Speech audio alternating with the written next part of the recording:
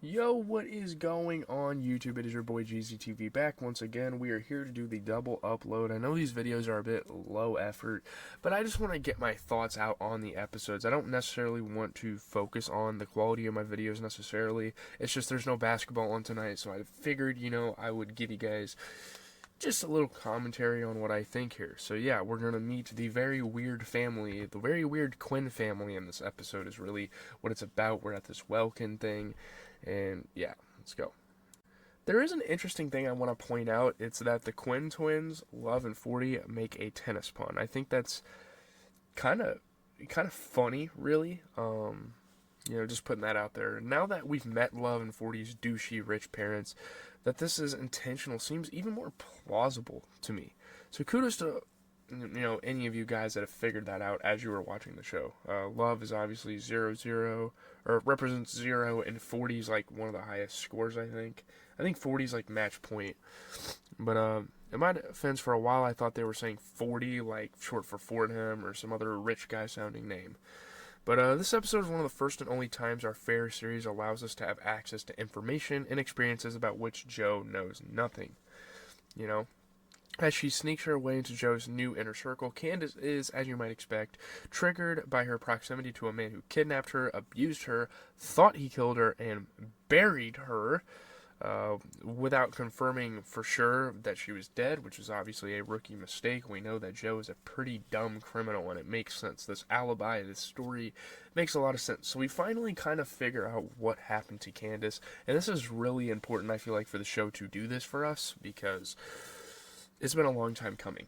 Because, Candace is obviously super psychotic about the situation. She's obviously been losing her mind, but we didn't really know how or why, So Candace crawled out of her own grave and emerged, covered in schmutz, to have an excruciating interaction with a well-intentioned but ultimately unhelpful female police officer who explained just how flimsy and convoluted the legal system is.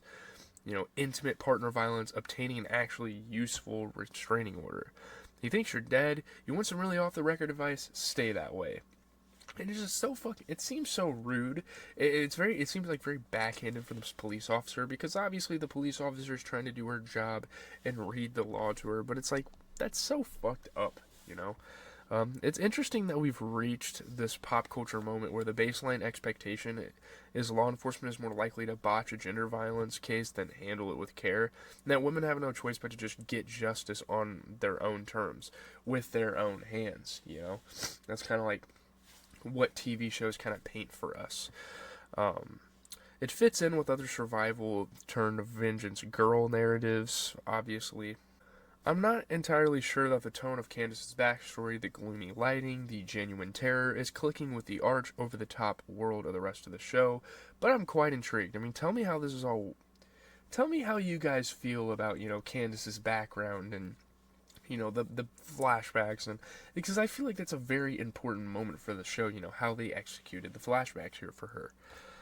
The whole gang is getting together so Love and 40's parents can renew their vows at something insufferable called a Wellkend. Everyone is staying in yurts. Dottie, Love's mom, hits on Joe in the truth yurt and basically forces him to get high with her. A wolf, which is Joe's id, snarls at him in a way that reveals his soul as a heap of garbage. Everyone takes turns standing in the middle of a circle to talk about the lifelong dreams they want to fulfill, like make an indie movie or travel to Italy. All guests wear these clothes that look like the exact midpoint of rich people pajamas and religious murder-suicide cult. Love warns Joe that her parents are terrible. They're pretty fucking bad. But obviously the kids have to be there for them because they kind of raised them, really. Not too well compared to other parents, but they did kind of.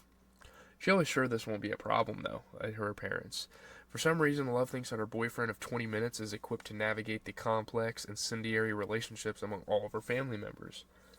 Joe's efforts to do impossible things, resolve a broken bond between a father and son, for instance, all come to nothing. It does not help that 40 can't make it through the weekend without asking his dad for $100,000, which really says a lot about his character. Also, Love is shockingly inappropriately dressed for an event that's clearly supposed to have a goopy aesthetic. Everything else she has worn so far in the show would make more sense than the conservative black shift dress she rolls up in, but I guess we are supposed to tell right away that she does not belong here and she's not dressed for the occasion because she doesn't want to be here. This white linen nightmarescape is where Joe learns that Candace is 40's new girlfriend. It's obviously very fucking awkward.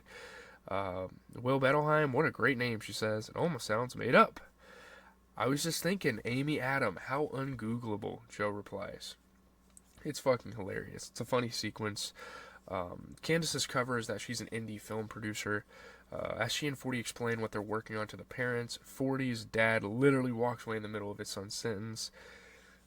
It's very tough. They have a very tough relationship with each other, obviously. So Candace reveals to Joe exactly how she found him. They kind of have a private conversation. I'm not sure why she would give away all this intel. Seems like it would make Joe more insane to not know where he'd slip up. But she does the thing that insecure bad guys do and tells her Mark just what she came for, to protect Love's family from him. But alas, the seams of Candace's scam start to show when she doesn't recognize the name of one of the biggest talent agencies in the business. The United, United Artists. Like, there's so many, like, huge movies that that talent agency has created, actors and actresses for. Like, how would you not know that?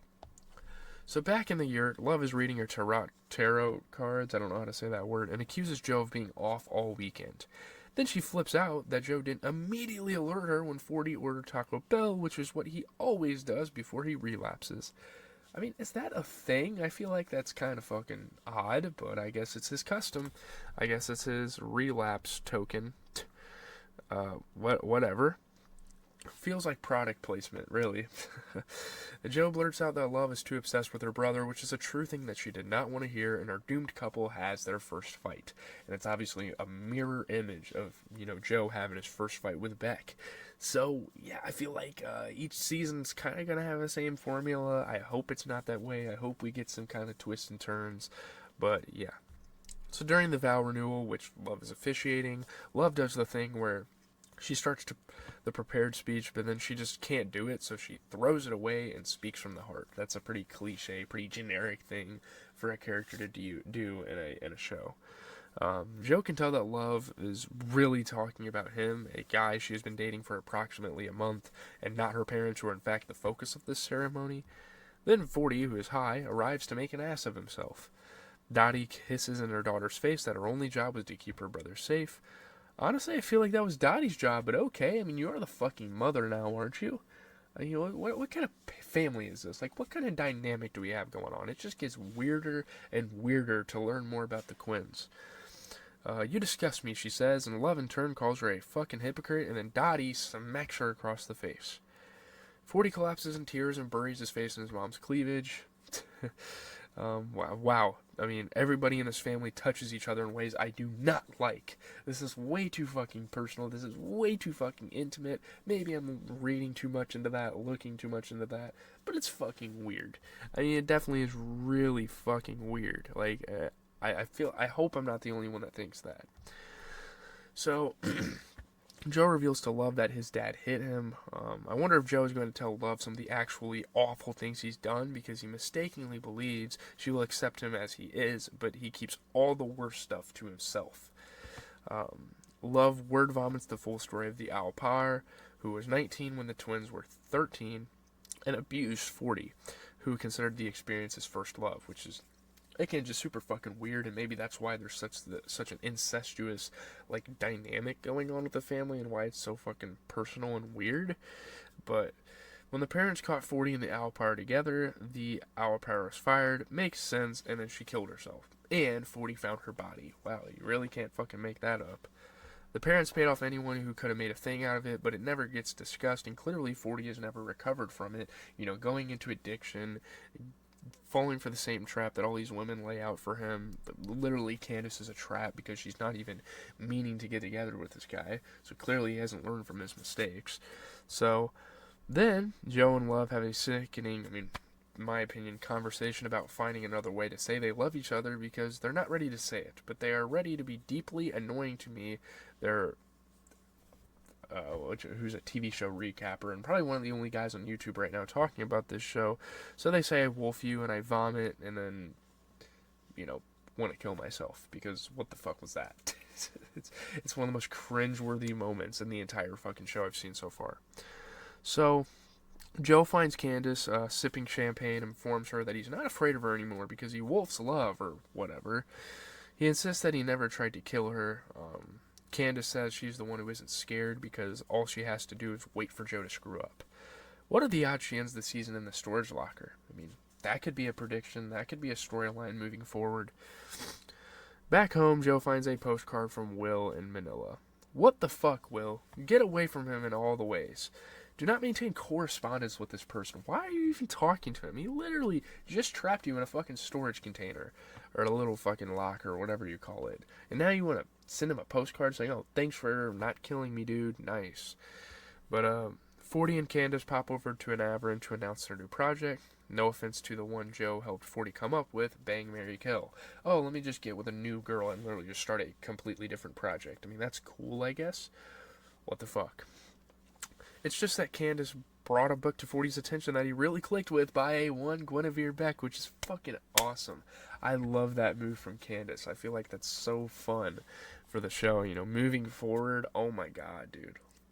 What if there are pictures in the book? That'd be fucking hilarious, dude. But while Joe is away, there's a whole thing with the Polaroids and Delilah and Ellie back in LA. But I think you need to know is that, one, even though Delilah had this valuable evidence, she did nothing to protect it, not even taking the baby step of having photos of the photos on her phone. And two, she tells Ellie that she was one of Hindy's victims, and Ellie eventually believes her. But three, they still decide that the best course of action, without consulting any of the women in the photographs, but just by assuming they know what's best for all these strangers, is to destroy the Polaroids instead of giving them to the cop who is looking into Hindy's death, which, fun times for Joe, is now being investigated as a possible homicide. And, of course, we have a fucking cricket in the basement. That is not a good time for that. Very fucking sorry. We went all day with recording and didn't have a cricket in the basement. But, yeah, obviously, the Delilah Ellie thing was very, very minute. Very, very... Okay, you guys hear that. I was looking at my mic to make sure you guys heard it. But that's how some of you guys probably feel about my reviews. So we're just going to close it out. Yeah, I have crickets in my basement. Yeah, I live in an old fucking house. What are you guys going to do? But, yeah, it's going to be interesting for Joe moving forward as they, kind of investigate that homicide going down. They're fucking doing mating calls to each other. And how Love and 40 and all that family is going to kind of... Yeah, I'm done. I'm done with this video. These crickets are pissing me off.